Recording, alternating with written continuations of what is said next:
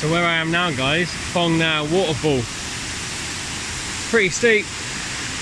But you can see the water there over time, eroding the landscape, carving its way through these rocks. Just like I taught you. And there, down there, is the plunge pool. See that, right on the bottom?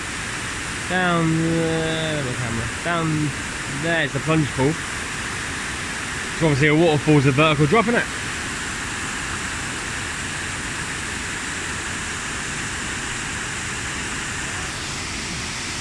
That's why I haven't been doing many videos recently, guys, not much signal. So I'll do the human ones soon, okay? But yeah, waterfall, geography is pretty cool.